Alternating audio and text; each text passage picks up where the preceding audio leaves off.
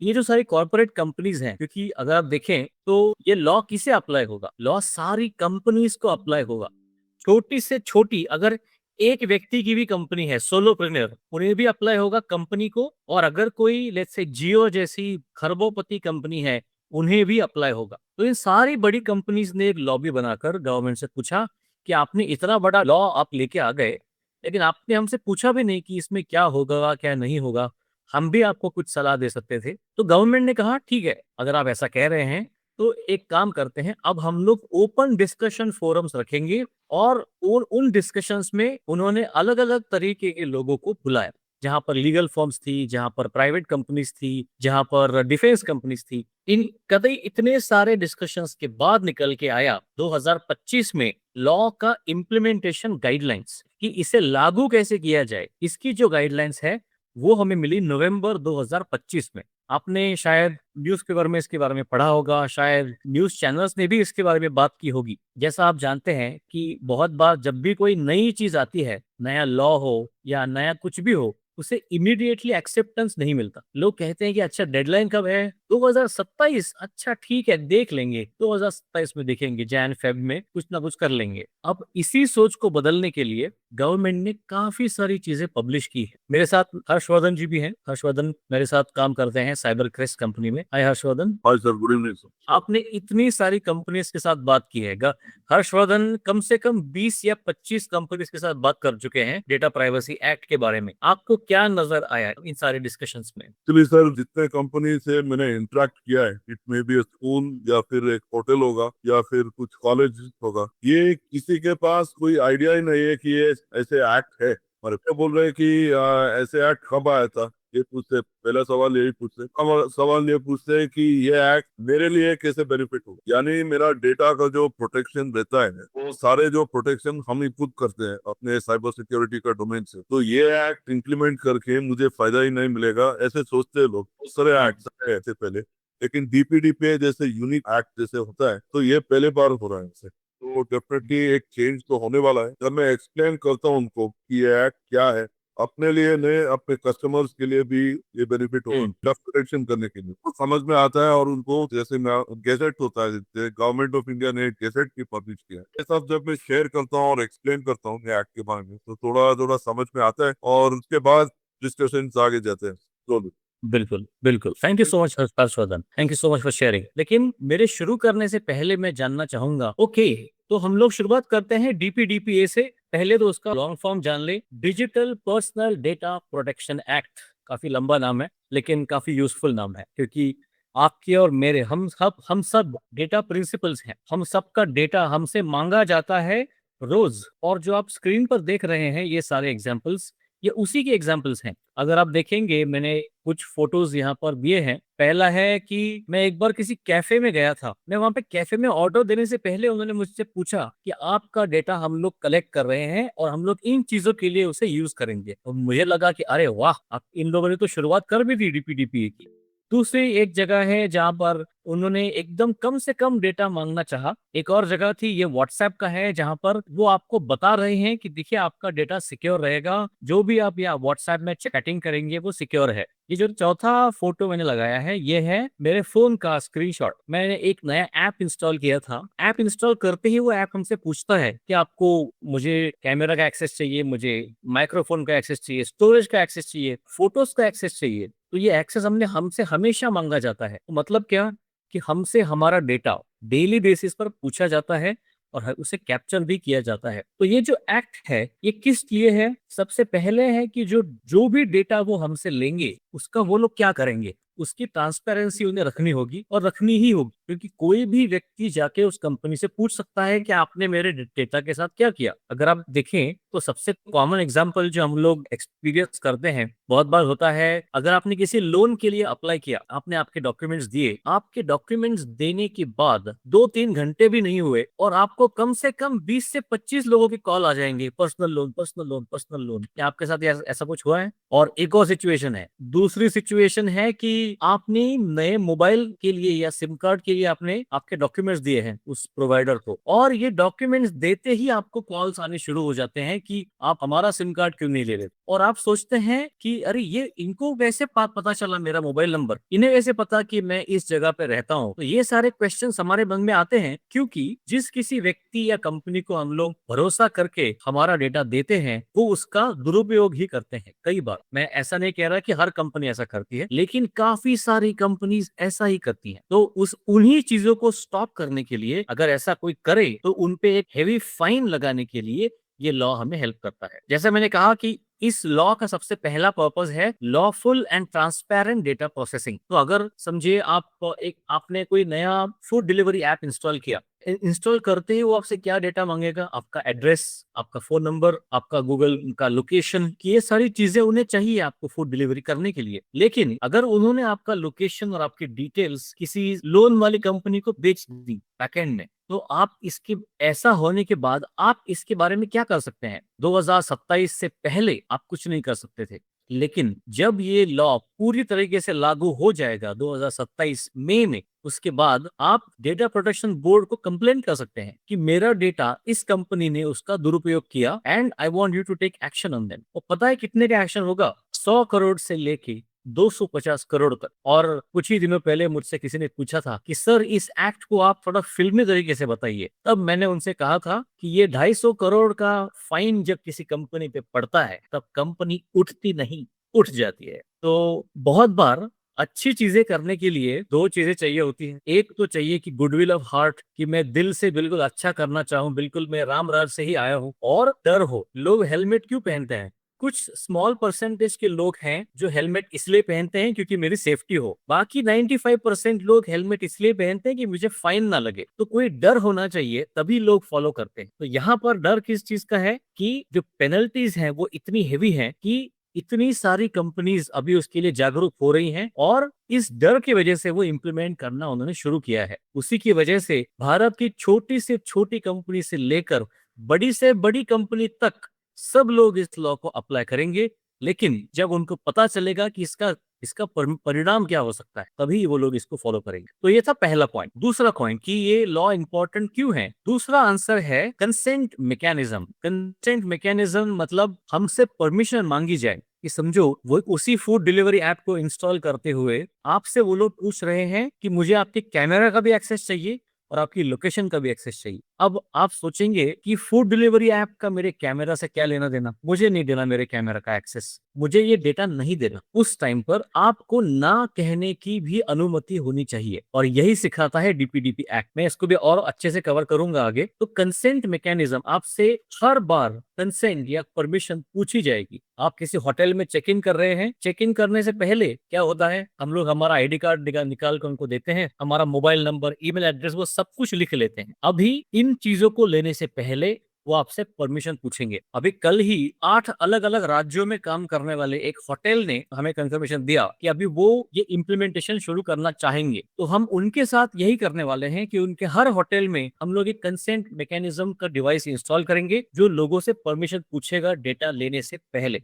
दूसरा है data principal rights. तो जैसे मैंने कहा कि ये प्रिंसिपल क्या है ये भी मैं बताऊंगा, लेकिन स्कूल के प्रिंसिपल नहीं, ये मैं अभी से कंफर्म कर देता हूँ। Security, safeguards and breach reporting, ये है वो चीज जिसके बारे में बात कर रहा था कि अगर किसी भी कंपनी के यहाँ से डेटा चोरी हुआ तो वो उसे सीक्रेट नहीं रख सकते। 72 घंटे के अंदर उन्हें गवर्नमेंट को बताना है। सिर्फ गवर्नमेंट को नहीं, जिन जिन लोगों का डेटा उनके पास था उन सबको बताना है कि हमारे यहाँ पर डेटा चोरी हुआ है और शायद आपका पासवर्ड खतरे में हो, प्लीज चेंज योर पासवर्ड। इसे कहते हैं breach reporting. Next is high penalties for non compliance. Non compliance मतलब किसी ने अगर इस लॉ को ठीक से इंप्लीमेंट नहीं किया या इंप्लीमेंट ही नहीं किया। कुछ लोग होते हैं ऐसे जो कि आंखें बंद करके ही जीते हैं, तो वो कहते हैं कि नहीं नहीं ये मुझे एप्लीकेबल ही नहीं है। तो फिर अगर उन्होंने नॉन कंप्लायंस किया तो उन्हें हेवी पेनल्टीज भी लगेंगी। और सबसे आखिरी जो सेंटेंस है वो सबसे इंपॉर्टेंट है कि compliance is mandatory for all organisations of all sizes. तो ऐसा कोई बचा नहीं जिसको डीपीडीपीए अप्लाई नहीं हुआ, सारी कंपनीज को अप्लाई है। अब देखते हैं ये लोग कौन है, कौन कौन इन्वॉल्व होता है इस लॉ में। सबसे पहले होता है डेटा प्रिंसिपल। डेटा प्रिंसिपल मतलब आप, मैं और भारत का हर नागरिक है एक डेटा प्रिंसिपल। जब भी आप अपना डेटा किसी और कंपनी को देते हैं किसी कंपनी को आप अपना डेटा देते हैं, तब आप बनते हैं डेटा प्रिंसिपल और आप है उस डेटा के ओनर। अभी आप सोचिए, आपका आधार कार्ड, आपका पैन कार्ड, आपकी बैंक स्टेटमेंट्स, इन सब चीजों में आपकी बड़ी ही पर्सनल इंफॉर्मेशन स्टोर होती है, क्योंकि आपके आधार कार्ड में आपका डेट ऑफ बर्थ है, आपका एड्रेस है, आपका फोन नंबर है। अगर कोई पैन कार्ड भी आपका पैन कार्ड भी अगर किसी के पास हो, तो वो भी नंबर है। तो अब सोचिए, अगर कोई चोर आईसीआईसीआई बैंक में आपका अकाउंट है और वो आईसीआईसीआई बैंक को कॉल करके बताएगा कि नहीं नहीं, मैं ही बोल रहा हूँ रविंद्र जोशी, मेरा पैन कार्ड ये है, मैं यहाँ रहता हूँ और आप मेरा पासवर्ड चेंज कर दीजिए, मेरा सारा डेटा चोरी हो गया है। इससे क्या हुआ कि क्योंकि आपका पर्सनल डेटा गलत लोगों के हाथों में था, वो उसे मिस यूज कर सके, इसीलिए ये लॉ बहुत जरूरी है। तो आप और मैं हुए डेटा प्रिंसिपल। अब वो फूड डिलीवरी ऐप जिसे हमने डेटा दिया, वो बन गए डेटा फिड्यूशियरी। ये थोड़ा सा नया शब्द है, डेटा फिड्यूशियरी। अभी इसमें भी दो टाइप की फिड्यूशियरीज हैं, एक छोटी फिड्यूशियरी, एक महा फिड्यूशियरी। मतलब data fiduciary and significant data fiduciary, SDF.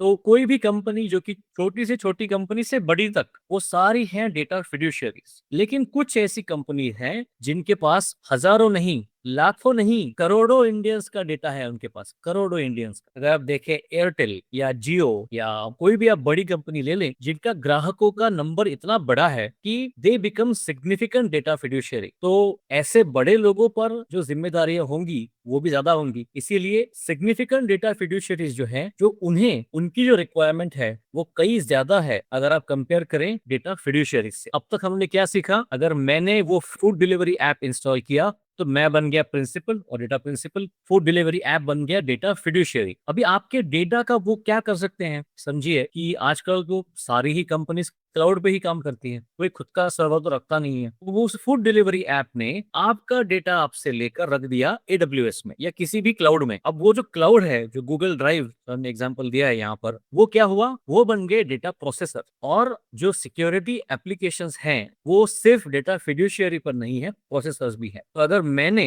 As a data fiduciary मेरे हजारों ग्राहकों का डेटा लिया और जो मेरे 15 या 20 वेंडर्स हैं उनको मैंने ये डेटा दे दिया, तो उन सारे वेंडर्स की जिम्मेदारी अब मुझ पर आ गई। अगर उन्होंने डेटा का चोरी हुआ उनकी तरफ से, तब भी फाइन उन्हें नहीं लगेगा, फाइन मुझे लगेगा। तो अगर आपने डेटा दिया उस फूड डिलीवरी ऐप को और फूड डिलीवरी ऐप ने डेटा दिया किसी और दूसरी कंपनी को, और वो कंपनी अगर हैक हुई, तब जो जिम्मेदारी है वो फूड डिलीवरी ऐप की होगी। अब जैसे हम लोग देखते हैं कि गवर्नमेंट में हमारा कौन है जो सगा है, जिसे हम लोग कांटेक्ट कर सकते हैं, तो वो है डेटा प्रोटेक्शन बोर्ड। तो अगर आपकी कोई भी नहीं सुन रहा है, आपने डेटा फिड्यूशियरी को ईमेल लिखा, कॉल किया कि अरे हमारा डेटा चोरी हुआ, क्या बोल रहे हैं, क्या कर रहे हैं, और वो कोई जवाब ही नहीं दे रहे हैं, तब आप क्या कर सकते हैं? तब आप कंप्लेंट रेस कर सकते हैं डेटा प्रोटेक्शन बोर्ड। वो सबसे ऊपर बैठे हैं और डेटा प्रोटेक्शन बोर्ड जो है वो इन कंपनीज पर फाइन लगाएंगे, इन्वेस्टिगेशन कराएंगे और अगर जरूरत पड़ी तो कानूनी कार्रवाई भी करवाएंगे। इसीलिए ये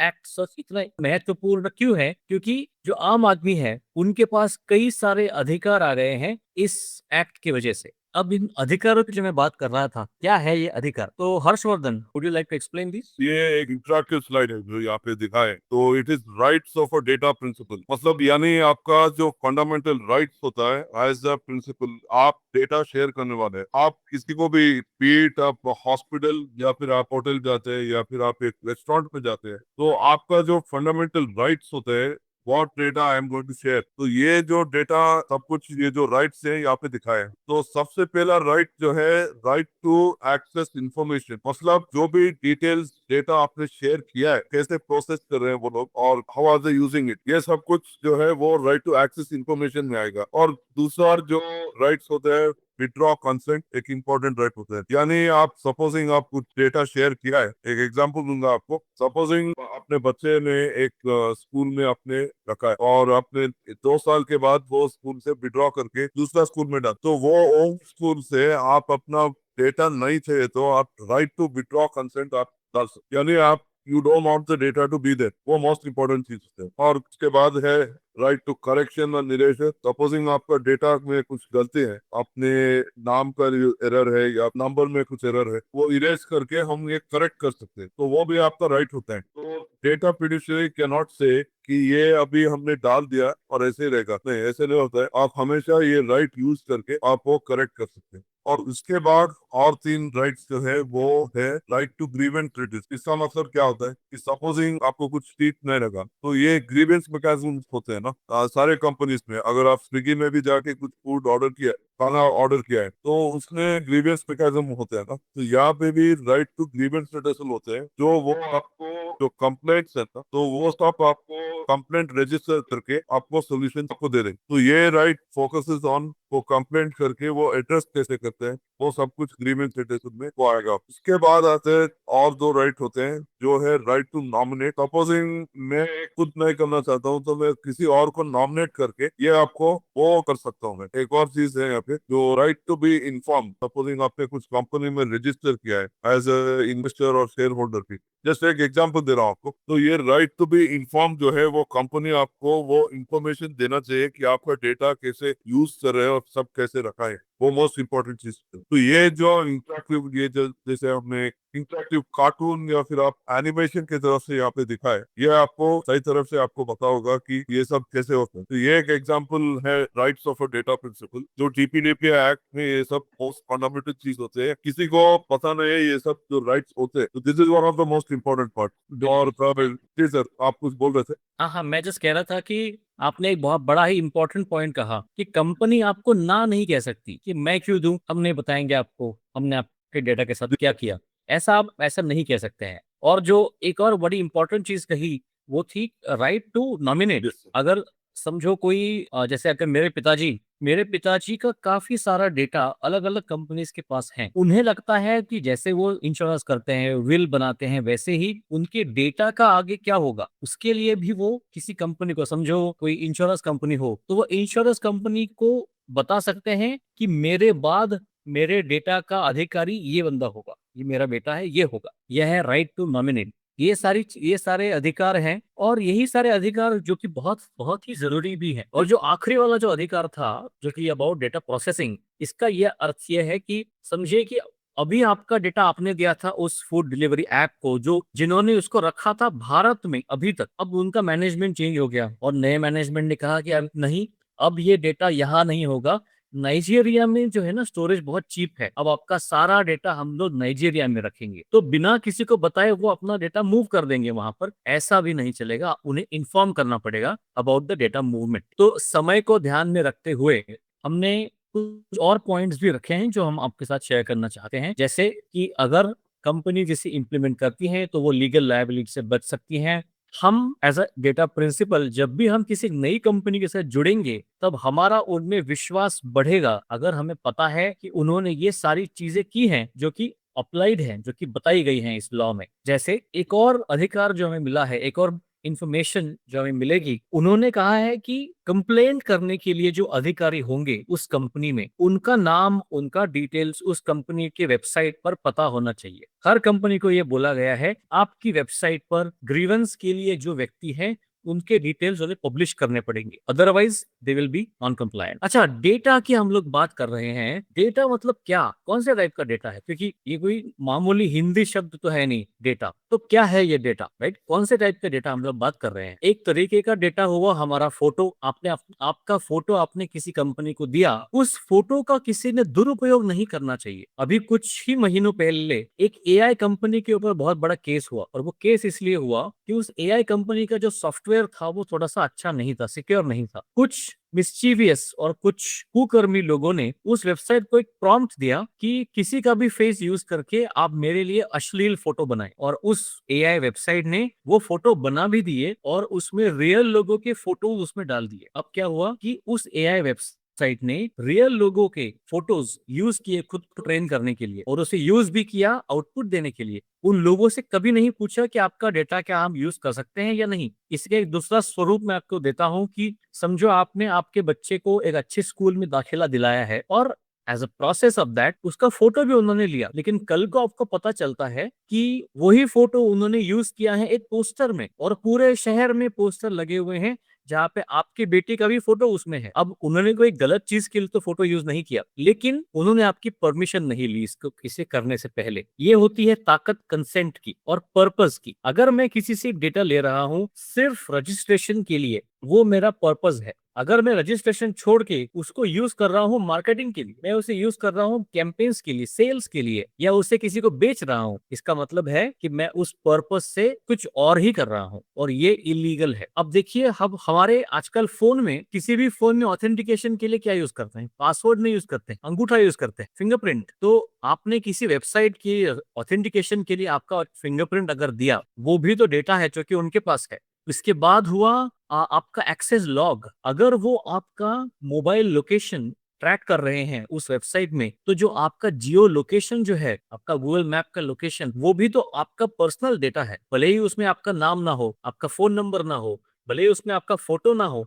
लेकिन अगर ये इंफॉर्मेशन किसी और के पास चली गई, तो उन्हें ये तो पता होगा कि आप कहाँ पर हैं। वो तो काफी निजी इंफॉर्मेशन है। तो आपका लोकेशन भी एक डेटा है। अब एक और चीज है जो कि जिसे सुनकर सारी कंपनीज बिल्कुल हक्का बक्का रह जाती हैं, और वो ये है कि जो सीसीटीवी कैमरास लगे होते हैं हर जगह पर, वो सीसीटीवी कैमरास क्या कैप्चर कर रहे हैं? पूरा वीडियो, सबके फेसेस। और वो वीडियो कैमरास तो हमसे परमिशन नहीं पूछ रहे हैं, लेकिन हमारा पर्सनल डेटा जा रहा है उनके पास। इसीलिए सारी कंपनीज को ये बोला गया है कि अगर आपकी कंपनी में अंदर आपने सीसीटीवी कैमरास लगाए हैं, तो सारे एम्प्लॉइज से आपको परमिशन लेनी होगी कि हम आपको रिकॉर्ड कर रहे हैं। तो ये होता है डेटा। इसके बाद होता है आपका फाइनेंशियल डेटा, आपका मोबाइल नंबर, ईमेल आईडी, आपका घर का पता, आपके टैक्स इंफॉर्मेशन, आपके हेल्थ का data. See, health is such critical things.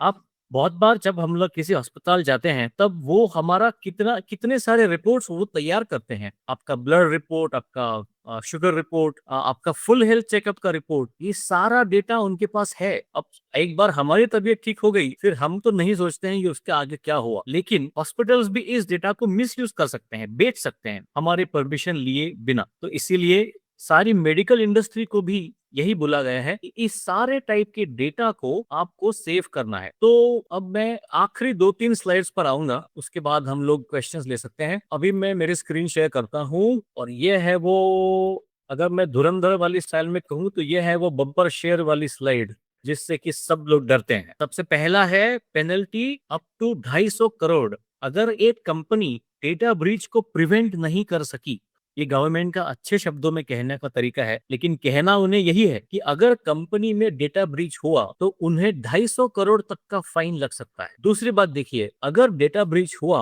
और उन्होंने किसी को नहीं बताया, उन्होंने बोर्ड को नहीं बताया, जिन लोगों का डेटा चोरी हुआ है उन्हें भी नहीं बताया, तब उन पर 200 करोड़ का फाइन लग सकता है। एक और चीज, ये जो सारे नंबर्स है ना, ये एक दूसरे से अलग अलग नहीं है, ये सारे एक साथ भी लग सकते हैं। एक ही कंपनी के ऊपर 250 करोड़ का फाइन पहले लगेगा कि उन्होंने ब्रीच हुआ उनका, फिर से 200 करोड़ का फाइन लगेगा कि उन्होंने किसी को बताया ही नहीं। तो अगर आप देखें, पहले दो अगर उन्होंने चीजें की तो उन पर 450 करोड़ का फाइन लग सकता है। अब चौथा देखिए, सिग्निफिकेंट डेटा फिड्यूशियरी। अगर आप बहुत बड़ी कंपनी है और आपको कही गई काफी सारी चीजों में से आपने एक भी मिस कर दी, तो 150 करोड़ का फाइन और लगेगा। अभी इसमें एक और चीज है, तीसरा पॉइंट देखिए, चिल्ड्रंस डेटा। ये एक चीज है जो कि इवन जीडीपीआर में भी उतने अच्छे से कवर्ड नहीं है, लेकिन मैं बड़े ही प्राउडली मैं आपसे कहना चाहूंगा कि हमारे भारत में जो एक्ट है, उस कायदे में ये इसको कवर्ड है कि जो बच्चों का डेटा है उसके बारे में भी भारत की गवर्नमेंट ने काफी जागरूकता दिखाई है। अगर बच्चों का डेटा लीक हुआ तब 200 करोड़ का फाइन लग सकता है। हर्षवर्धन और मैं जब भी हम लोग किसी स्कूल से या एजुकेशन इंडस्ट्री में बात करते हैं, क्योंकि हम लोग कितनी कंपनी में बात कर चुके हैं, सबको बताते हैं कि ये तीसरा वाला आपके लिए है, पहला वाला भी आपके लिए है। कम से कम 450 करोड़ का फाइन आप दिख रहे हैं यहाँ पर। यही तो है वो जिसके बारे में मैं बात कर रहा था। और भी कई सारे फाइन्स लग सकते हैं। अब जो टाइमलाइंस है, Harshvardhan, can you share about this timelines? Yes sir, ये एक्चुअली मोस्ट इम्पोर्टेंट चीज होते हैं, जैसे डेडलाइंस। तो एक्चुअली ये एक्ट जो इम्प्लीमेंट हुआ है पार्लियामेंट, वो था 13 नवंबर 2025 ऑफिशियली ये इम्प्लीमेंट हुआ। तो अभी बहुत सारे कंपनीज है जो सम ऑफ देम ये बोल रहे हैं कि हमको ये एक्ट के बारे में पता नहीं है, मोस्ट ऑफ देम ब्रदर, और some very very few people, उनको एक थोड़ा सा आइडिया होता है कि ये हमारे पास एक आइडिया है। जो डेडलाइंस के बारे में भी हमको एक आइडिया है, क्योंकि वो पेपर में आया था। तो ये डेडलाइंस जो होता है, ये फर्स्ट पेज में, that is the first step, वो था 13 नवंबर 2025 में। तो अभी गवर्नमेंट ने एक डेडलाइन सेट किया है यानी 13 नवंबर 2026 में आपको ये एक्ट इम्प्लीमेंट करना पड़ेगा। यानी मैं आपसे ये बोल रहा हूँ कि ये बोल सकते हैं कि इसके बाद अगर हमने इम्प्लीमेंट नहीं किया है तो डेफिनेटली पेनल्टीज वो अप्लाई करेंगे आप। तो डेटा प्रोटेक्शन बोर्ड का जो ऑफिशियल बोर्ड है, जो डीपीडीपीआर एक्ट का, वो आपको जो कंपनी नॉन कंप्लायंस कर रहे हैं या फिर आप इम्प्लीमेंटेशन शुरू में किया है तो उनको फाइन्स लगेगा, और वो जो अपने सर ने जो पेनल्टी लिखा है वो पेनल्टी से अकॉर्डिंग टू द वायलेशन, यानी depending on what kind of violation उन्होंने किया है इम्प्लीमेंटेशन से या फिर कोई भी चीज से, वो अकॉर्डिंगली वो फाइन्स वो अप्लाई करेंगे। तो 13 नवंबर 2026 एग्जैक्टली एक साल लगे है। तो अभी हम ऑलरेडी अभी अप्रैल में है, 9 अप्रैल में है आज, और अभी हार्डली अबाउट हाउ मेनी 7 महीने बचा है अभी। तो 7 महीने में ये सब कुछ कंपनी शुरू करना पड़ेगा, क्योंकि ये जो इम्प्लीमेंटेशन है वो 3 स्टेज में डाल दो। वो अभी आगे स्लाइड में वो देख लेंगे, और मई 2027 में ये पूरा जो इम्प्लीमेंटेशन है करना पड़ेगा। मतलब देयर इज नो उसके बाद कोई रिव्यूज का टाइम कुछ भी नहीं रहेगा यहाँ पे। इट इज कंपलसरी सबके लिए कि ये सब ये टाइमलाइंस और डेडलाइन बहुत इंपॉर्टेंट होते हैं, और गवर्नमेंट ये नहीं बोल रहे हैं कि हम ये डेडलाइन एक्सटेंड करेंगे, वो भी बहुत स्ट्रिक्ट है अभी, क्योंकि ये law it's on urgent basis ये किया है। तो ये इम्प्लीमेंटेशन जो है मोस्ट इंपॉर्टेंट चीज है, अभी इम्प्लीमेंट करना पड़ेगा। और सबको स्लोली अवेयरनेस हो रहा है, क्योंकि आगे में भी बहुत सारे, जैसे उन्होंने कहा है कि स्कूल्स, होटल्स और कॉलेजेस सबके पास जाके हम बात कर चुके हैं। तो ये मोस्ट इम्पोर्टेंट आपको डेडलाइन मन में रहना। Thank you very much Harshvardhan ji. तो जैसे अभी हर्षवर्धन जी ने कहा, लॉ पास हुआ था 2023 में, तो गवर्नमेंट कह रही है कि 3 साल तो हो गए ऑलरेडी, तो सबके पास काफी समय था इस लॉ को इम्प्लीमेंट करने के लिए। तो जो कंसेंट का जो मैकेनिज्म है, सारी कंपनीज को कहा गया है कि कंसेंट मैकेनिज्म, परमिशन लेने की जो पूरी प्रक्रिया होती है, उसे आप शुरू करवा दीजिए 13 नवंबर 2026 तक, और सारी चीजें इंप्लीमेंट करने के लिए 13 मई 2027 तब तक का समय सबको दिया है। अभी बात यहाँ पर आ जाती है एटीट्यूड की, कि जैसे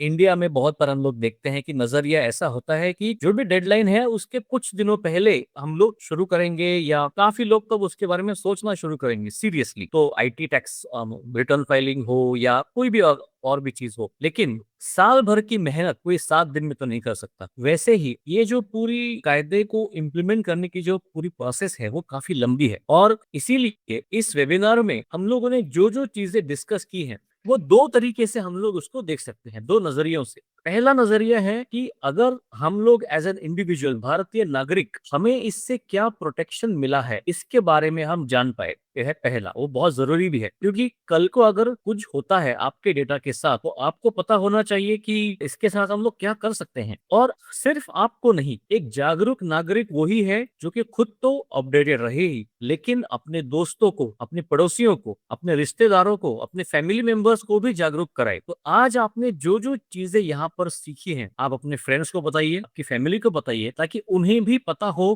कि ऐसा कुछ होने वाला है। अब जैसे हर्षवर्धन वाज सेइंग कि हम लोग काफी कंपनी से इससे इसके बारे में बात कर चुके हैं, तो वो भी एक पॉइंट ऑफ व्यू है कि अगर आप एक कंपनी के ओनर हैं, या आपको पता है कि आपके ही पहचान में कोई है जिनकी कंपनी है, जिन्हें इसके बारे में पता होना चाहिए, इसके बारे में सोचना चाहिए, तो आप उन्हें हमसे कनेक्ट करवा सकते हैं, ताकि हम उन्हें भी जागरूक कराएं, और उस जागरूकता के बाद वो भी प्रिपेयर्ड हो। और जितनी बड़ी कंपनी उतनी बड़ी लायबिलिटी, क्योंकि समय तो लगता ही है, एंड समय वी कांट रियली कंट्रोल। तो इसी को मद्देनजर रखते हुए मेरी लास्ट 2 स्लाइड्स में शेयर करना चाहूंगा। 1 मिनट। इस डेटा की चोरी का एक विभत्स रूप हमने देखा कुछ दिनों पहले। हर्षवर्धन और मैं, हमारी रोज की चर्चा का विषय होता है डेटा प्राइवेसी, कैसे इंप्रूव किया जाए, क्या किया जाए। और ऐसे ही एक बार जब हम लोग भेल खाने गए थे, तब हमें लगा जोर का झटका धीरे से लगे, जो कहते हैं वैसा ही कुछ। और वो है ये, आप देख सकते हैं किसी व्यक्ति ने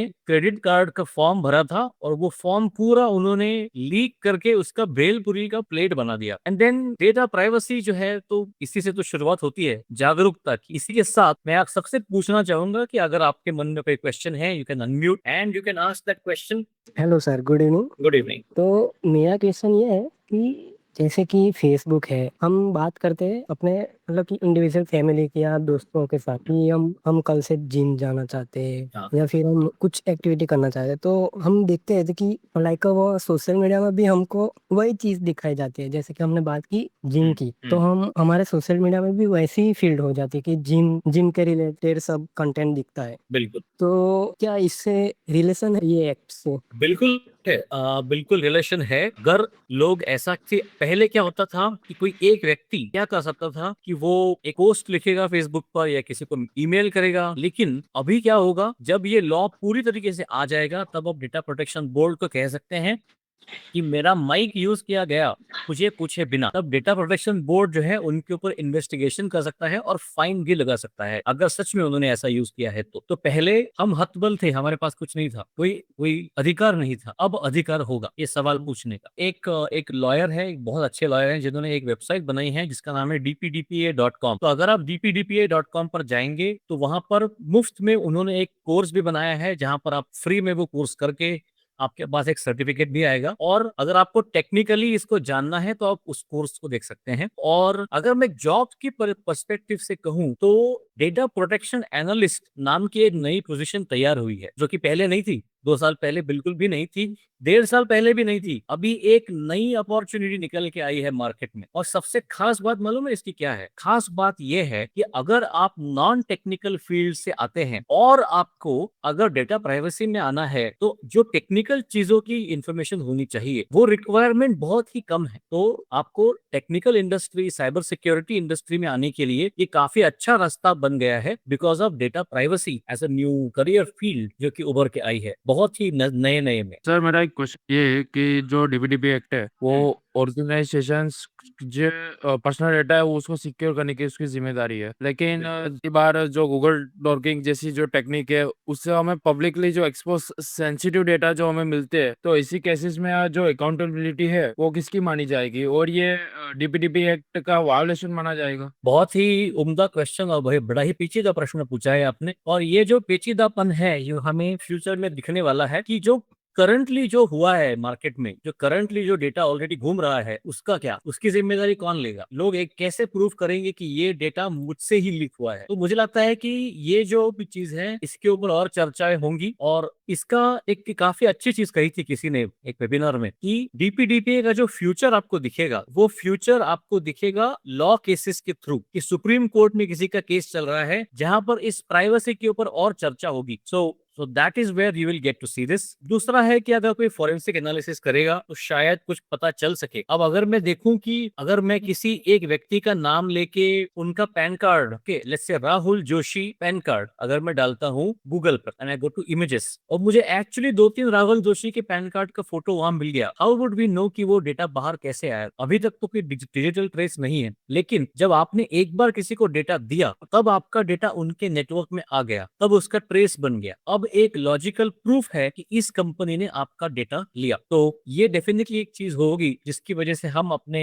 जो अधिकार हैं हम उन्हें प्रैक्टिस कर सकते हैं। ये अगर क्वेश्चन है, लेकिन डेटा प्राइवेसी या जीआरसी में जाने के लिए एक्सपीरियंस अलोंग विद सर्टिफिकेशन लगता है। How do freshers get in? नहीं, मुझे लगता है कि फ्रेशर्स के लिए ये बहुत ही अच्छा तरीका है क्योंकि आजकल डेटा प्राइवेसी और डीपीडीपीए से रिलेटेड काफी ओपनिंग्स आ रही हैं और yes this is a part of GRC. तो मुझे लगता है कि you should contact the companies that are implementing DPDPA. In fact जो हमारी कंपनी है साइबर क्रेस्ट, हमारी ही कंपनी में अब मुझे लगता है 2 से 3 हफ्ते में हम लोग कुछ ओपनिंग्स हम लोग देख पाएंगे क्योंकि इसमें इतना काम हमारे पास जो आ रहा है वो करने के लिए डेफिनेटली टीम साइज हम बढ़ाएंगे। That's all from my side. Thank you so much. Thank you Harshvardhan thank you and thank you all.